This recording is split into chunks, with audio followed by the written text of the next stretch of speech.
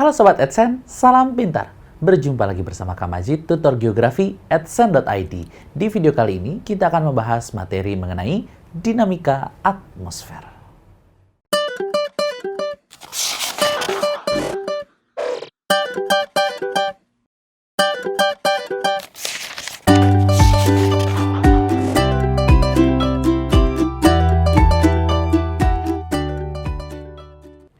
Oke Sobat AdSense, kita sudah belajar materi mengenai dinamika atmosfer, mulai dari mengenali atmosfer, kemudian kita juga sudah mengenali cuaca dan iklim, dan kita sudah tahu ada 6 unsur cuaca dan iklim.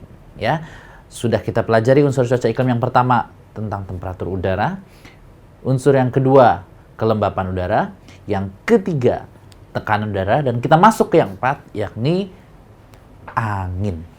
Nah, apa itu angin teman-teman? Teman-teman pasti tahu angin ya? Ya kan? Pasti tahu angin kan? Nah, tapi apa itu angin? Angin adalah udara yang bergerak. Simpel. Udara yang bergerak. Tapi bergeraknya dari mana ke mana?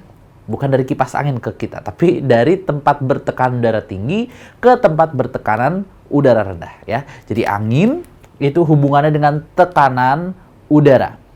Ya, bukan dengan suhu, bukan dengan yang lain-lain, tapi dengan tekanan udara. Karena angin definisinya adalah udara yang bergerak dari tempat bertekanan udara tinggi, ya, atau tempat bertekanan udara maksimum,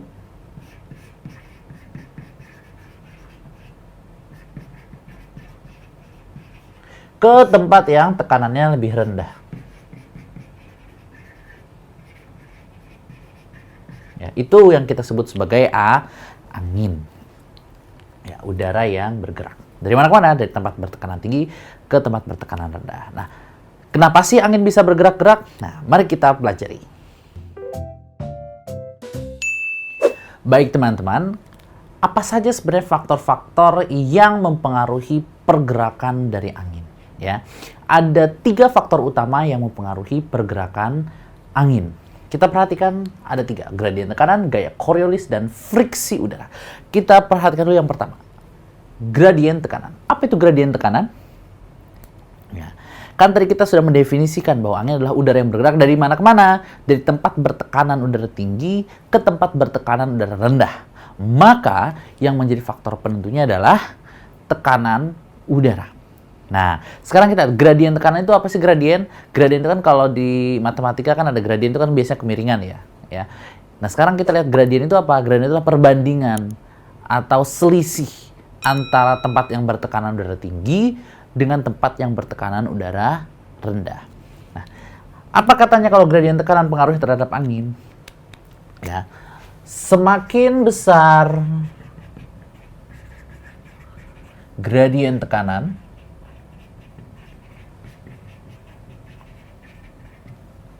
maka semakin kuat angin berhembus.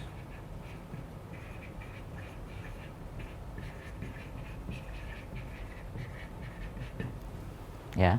Misal, kalau kita lihat ada peta isobarik.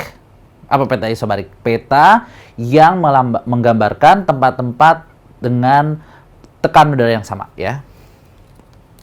Misal, ada 3 tempat. Titik A, titik B, titik C. Jarak dari A ke B dan jarak dari B ke C ini sama. Misalnya sama-sama 1000 km. Sini juga 1000 km. Ya. Tapi perbedaan tekanannya di titik A ini, kalau kita lihat peta isobarik misalnya seperti ini. Ya, satu garis lurus ini melambangkan tempat-tempat yang memiliki bar. Apa itu bar? Tekanan udara yang sama. Misalnya di sini ada 1016 milibar. Ya. Di sini 1012 milibar. Di sini ada 1008 milibar. Dari B ke C juga sama aja dipisahkan oleh garis-garis isobarik.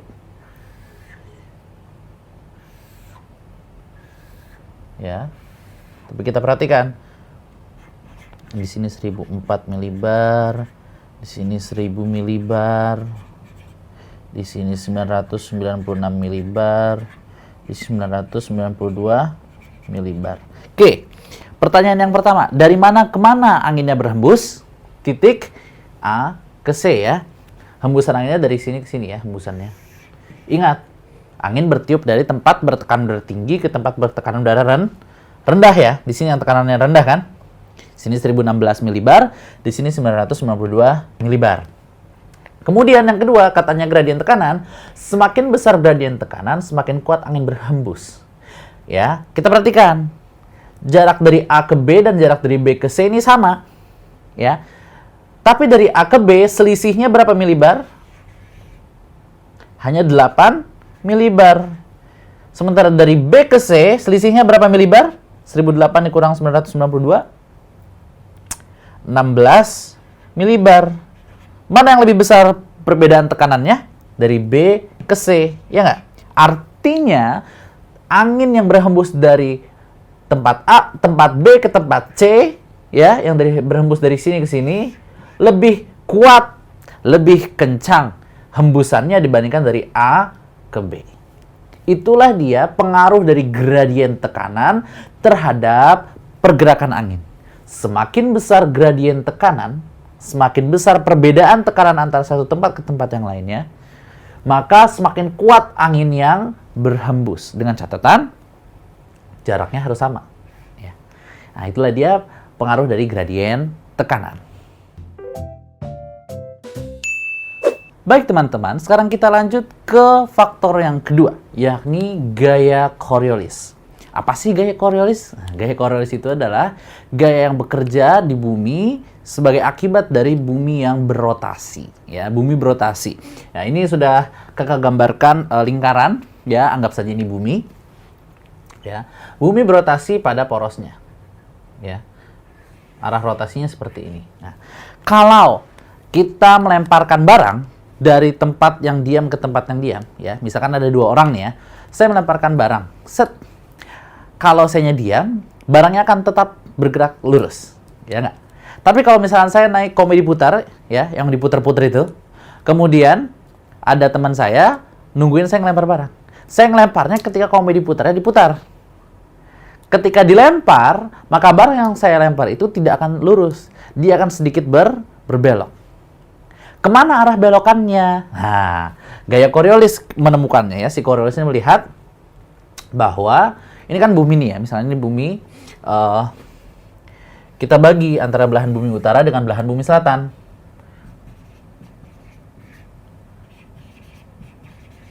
Berbeda nanti arah geraknya. Di belahan bumi utara, ya, kalau kita melemparkan barang, ya, tapi barangnya jangan cuma dilempar 1 meter, 2 meter, ya, 100 kilometer gitu ya. Ya. Kalau ada pesawat kertas tapi terbangnya 100 kilo, nah itu terkelihatan tuh baru pembelokannya. Di belahan bumi utara, dia akan berbelok ke sebelah kanan. Ya. Harusnya kan lurus nih, kalau buminya nggak berputar. Tapi karena bumi berputar, dia jadi berbelok ke sebelah kanan. Sementara di belahan bumi selatan, kalau kita lempar barang, dia akan berbelok ke sebelah kiri. Nah, begitu juga dengan angin. Angin nanti efeknya apa? Di belahan bumi utara, karena ada efek Coriolis, ada gaya Coriolis, angin akan berbelok ke kanan. Ya, dimanapun di belahan bumi utara. Dan kalau dia nanti membentuk suatu putaran, suatu pusaran, dia akan berputar seperti apa? Begini. Searah jarum jam. Perputarannya clockwise, CW. Sementara di belahan bumi selatan, nanti dia berputarnya kan ke kiri terus kan? Dia berlawanan arah jarum jam. Counter clockwise. Nah, oke. Sekarang, pertanyaan yang berikutnya muncul adalah, di manakah tempat dengan gaya Coriolis terbesar? Ya, gaya Coriolis terbesar akan ditemukan di poros perputarannya. Di mana bumi berputar porosnya? Ada di daerah kutub. Berarti semakin dekat ke kutub, gaya Coriolis akan semakin kuat. Sementara di daerah khatulistiwa, gaya Coriolis tidak ada. Ya, tidak ada gaya Coriolis di khatulistiwa. Ya, artinya ketika ada angin yang berhembus ke wilayah khatulistiwa, dia tidak akan mengalami pembelokan. Ya, dampaknya apa nanti? Ya, dampaknya nanti kalau kita belajar angin lebih lanjut, bahwa di daerah khatulistiwa itu tidak akan pernah terjadi tornado, puting beliung, siklon. Itu kan semua angin yang berputar ya. Angin yang berputar itu nggak akan pernah terjadi di khatulistiwa. Khatulistiwa itu lintang 0 ya. Di daerah lintang 0 nggak akan terjadi tornado, puting beliung, angin siklon di khatulistiwa karena tidak ada gaya Coriolis di situ. Tidak ada yang membelokkan angin di situ. Ya. Nah, tapi juga teman-teman perlu ingat bahwa gaya Coriolis ini dia tidak bekerja untuk mempercepat pergerakan angin, ya. Dia kecepatannya akan konstan, ya, dan tidak mempercepat mempercepat pergerakan angin. Ya. Itulah dia pengaruh dari gaya Coriolis terhadap pergerakan angin. Baik teman-teman, kita lanjut ke yang ketiga, yakni friksi udara. Apa sih friksi udara? Nah, friksi udara itu adalah hambatan yang ada di permukaan bumi yang yang menghambat pergerakan udara. Misalkan kan kalau di daerah perkotaan itu ada banyak gedung-gedung bertingkat gitu ya. Itu nanti kalau ada angin yang berhembus, ya karena ada gedung-gedung bertingkat ya dia akan berubah merubah arah geraknya. Dia tidak lagi lurus tapi mengikuti kontur gedung-gedungnya ini. Atau ada bukit ya, dia akan nggak mungkin kan dia menembus bukit gitu kan. Dia akan melewati bukitnya itu dengan cara memilih jalan memutar atau dia ke atas dulu begitu ya. Itu adalah friksi udara. Nah, apa dampaknya bagi kehidupan? Ya, ada nih teman-teman. Kalau teman-teman mungkin pernah baca berita begitu ya, di kota-kota besar di dunia yang jarak antar gedungnya rapat-rapat, contohnya di kota New York ya. Itu karena mereka kan membuat jalan itu kan menggunakan sistem grid ya. Jadi misalkan ini jalannya ya. Jalan antara satu jalan dengan jalan yang lain itu dibuat dengan sistem grid. Ya. Dengan sistem grid ini di sini ada gedung-gedungnya rapat nih. Sini gedung gitu ya, sepanjang sini ada gedung, di sini ada gedung, di sini ada gedung lagi gitu ya.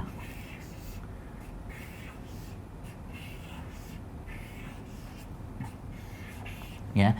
Jadi ini seolah-olah seperti kalau buat jalan angin dia seperti sempit gitu ya. Nah, misalkan di sini daerahnya luas gitu ya. Di sini nggak ada gedungnya, misalnya di sini taman begitu. Nah, kemudian karena ada angin yang berhembus, arah hembusnya ke arah sana gitu ya. Kalau ada angin berhembus dari tempat yang luas ke tempat yang lebih sempit, maka apa yang akan terjadi? Kecepatan anginnya akan bertambah. Ya teman-teman ya. Dia kecepatan anginnya akan bertambah. Maka karena apa? Karena dia akan hanya masuk ke satu tempat ini saja dari banyak arah. Yang terjadi adalah sepanjang jalan ini angin akan menjadi kencang. Nah, akibatnya apa? Ya, pernah ada kejadian di sana orang lagi buka payung begitu ya, payungnya keangkat gitu ya.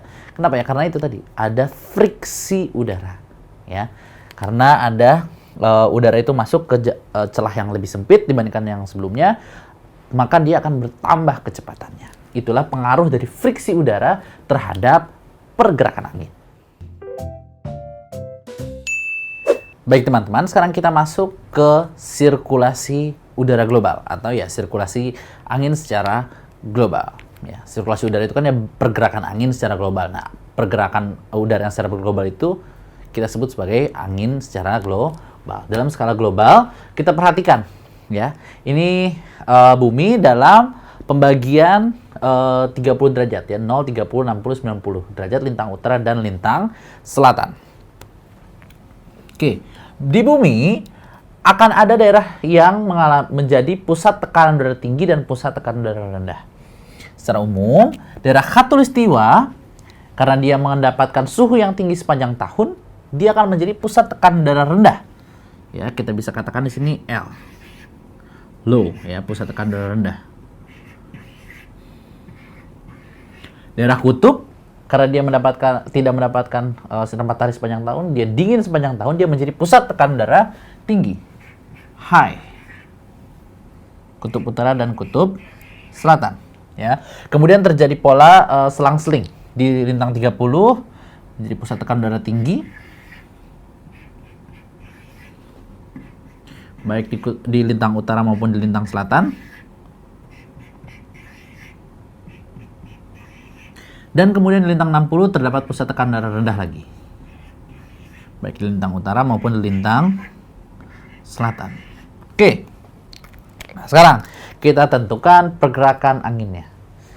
Ya, angin bertiup dari tempat bertekanan udara tinggi ke tempat bertekanan udara rendah. Ya. Di belahan bumi utara, katanya Coriolis, dia berbelok ke kanan, dan di belahan bumi selatan dia berbelok ke kiri. Ya, di utara ke kanan, di selatan ke kiri. Oke. Berarti kita perhatikan dulu. Dari lintang 30 ke 0 atau dari lintang 0 ke 30, teman-teman? Dari lintang 30 ke lintang 0 ya. Di belahan bumi utara, ini kan sebelah utara, sini sebelah selatan. Di utara dia belok ke kanan. Ya. Di belahan bumi selatan, dia berbelok ke kiri.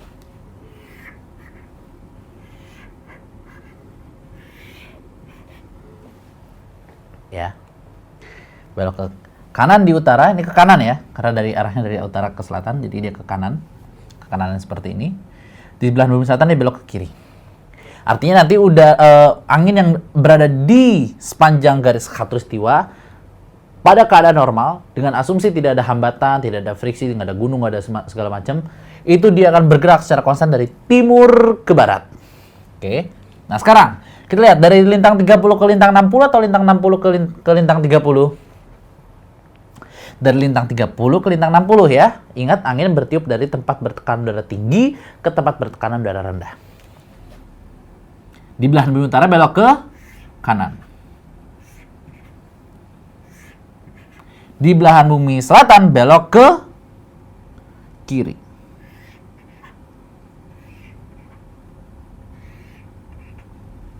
Seperti itu ya. Kemudian dari lintang 90 ke 60 atau 60 ke 90. Tekanan tinggi ke tekanan rendah. Berarti dari lintang 90 ke lintang 60. Di belahan bumi utara belok ke kanan. Di belahan bumi selatan belok ke kiri.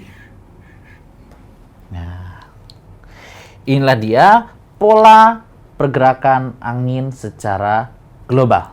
Ya, sirkulasi udara secara global di permukaan bumi. Ingat, ini angin yang ada di permukaan, karena nanti di troposfer atas beda lagi. Sekarang kita kasih nama anginnya. Angin yang bergerak dari lintang 30 ke lintang 0 namanya angin apa? Angin pasat. Bahasa Inggrisnya trade wind. Ya.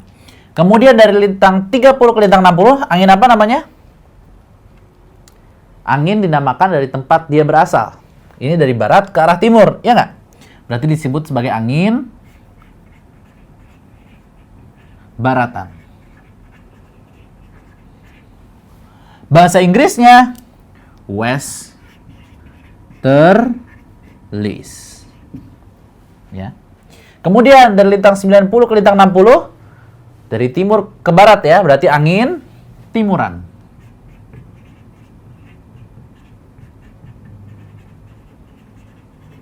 Bahasa Inggrisnya easterlies. Nah, itulah dia nama-nama dari angin secara global di permukaan bumi. Nah, sekarang kita masuk ke ini di permukaan, bagaimana kemudian nanti di atmosfer bagian atasnya, ya. Nah, kita perhatikan di atmosfer bagian atasnya. Nah, sekarang kita perhatikan pergerakan secara vertikalnya ya. Ini kita lihat di sini saja biar lebih jelas ya. Di lintang 0, kan angin tadi disebut dia bergerak di lintang 30 ke lintang 0, ya nggak? Berarti di lintang 0 ini merupakan daerah konvergensi. Ya. Konvergensi apa? Pertemuan. Ya, daerah konvergensi. Disebut juga DKAT, daerah konvergensi atau tropik, atau dalam bahasa Inggrisnya Intertropical Convergential Zone. Ya, karena dia berada di daerah tropis. Berarti anginnya bergerak dari lintang 30 ke lintang 0. Baik dari selatan maupun dari utara. Kalau angin bertemu di satu tempat, kemudian apa yang akan terjadi? Kalau ketemuan makan-makan, itu teman-teman ya, bukan angin. Kalau angin ketemuan nggak makan-makan, dia akan naik. Ya, dia akan naik. Kemudian sampai ke batas troposfer paling atas, apa yang terjadi? Dia akan berbalik arah. Kemudian turun lagi di lintang 30. Ya. Berbalik arah di lintang 30 bagian atas, troposfer paling atas. Di lintang 30 kan kemudian anginnya bergerak ke lintang 60, iya nggak? Dan bertemu dari yang 90. Ya, 30 ke 60, kemudian dari 90 ke 60. Kalau bertemu lagi di lintang 60, berarti 60 daerah konvergensi lagi, ya nggak? Daerah konvergensi lagi, kemudian udaranya jadi naik lagi. Kemudian nanti di troposfer bagian atas, dia akan berbalik lagi. Turun di lintang 30 dan turun di lintang 90. Naik di 60. Berputar.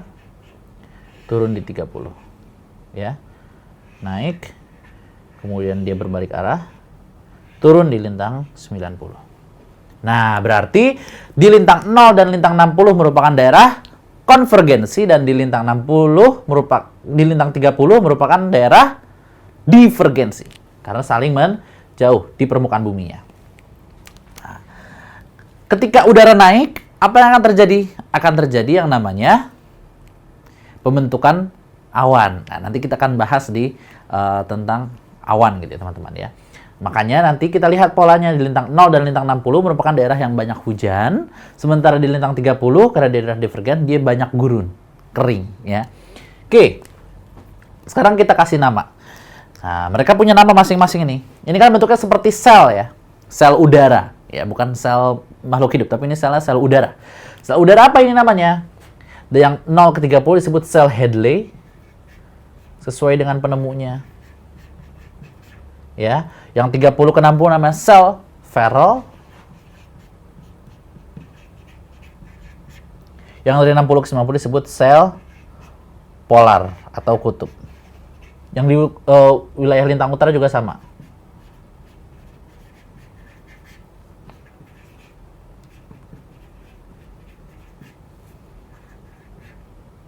Kutub atau polar.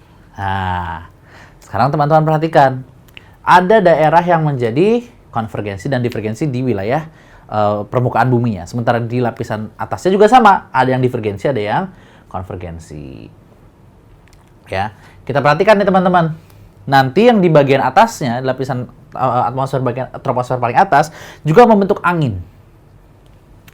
Di sini khususnya lintang 60 dan lintang 30. Tapi dia bergeraknya dari barat ke timur. Secara konsisten ya, di bulan bumi utara secara konsisten. Di troposfer bagian atas tapi ya. Nah, di tropopause. Ini disebut sebagai angin apa? Aliran jet. Karena dia pergerakannya sangat cepat. Ya.